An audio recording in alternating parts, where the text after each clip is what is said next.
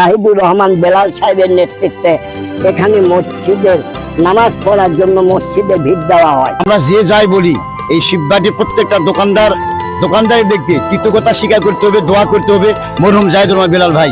এখানে যেটা আছে সমস্ত কিছু বেলাল মেম্বারের অনুদান, ওনার জন্য এই বাজারটা ওটাই গড়ে উঠছে। তরকারি বিক্রি না হয়, এই কমিটি আমরা যে কজন সদস্য আসলাম আমরা ওই তরকারি ভাগ করে বাটালাম। একজন শিববাটির উন্নয়ন দাতা, নিজের ভাইয়ের চেয়ে বেশি ভালো আমাকে বাঁচিয়েছে, বিশ্বাসও করেছে। রাজনীতিতে আমরা চলছি সবাই। হাট ভাঙ্গা যায় অবস্থা, আমরা হাট তরকারি মাছ গোস্ত এসব কিনালে হাট উন্নয়ন করা হচ্ছে। আর কিনে দেওয়া হচ্ছে। সুন্দর একটা মানুষ ছিল যে ধারণার বাইরে সব শিববাটির কথা, উন্নয়নের কথা বলতে গেলে আমাদের মেম্বার মরহুম জাহিদুর রহমান বেলাল ভাইয়ের কথা বলতে হয়। চলে এসেছি শিকড়ের সন্ধানে। এই স্থানটি বগুড়া জেলা আদমদিঘি থানা শিববাটিতে অবস্থিত। আজকে আমরা এই স্থানের ইতিহাস ও ঐতিহ্য তুলে ধরবো। আপনারা আমাদের সাথে থাকেন, আমরা এই স্থানকে ঘুরে ঘুরে দেখাই। Let's go. 1988 সালের শিববাটি আজকের মতো এত আলো ঝলমলে ছিল না। চারিদিকে ছিল অন্ধকার আর ভয়ের ছায়া। দিনের বেলায়ও মানুষ এদিক ওদিক যেত না। কিন্তু এই অন্ধকার দূর করার জন্য এগিয়ে এলেন মরহুম জাহিদুর রহমান বেলাল মেম্বার। তিনি তিলস ৮ গ্রাম এবং আশেপাশের গ্রামগুলোর মানুষজনকে নিয়ে তৈরি করলেন স্টার ক্লাব।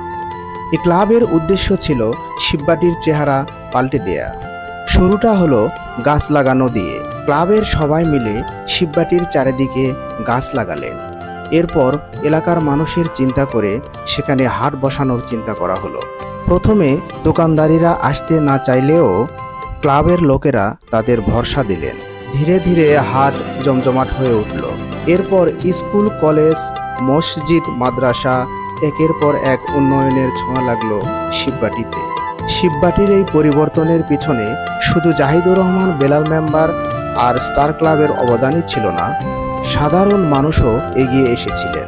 তাদের সম্মিলিত প্রচেষ্টায় শিববাটি আজ এক প্রাণবন্ত জনপদ।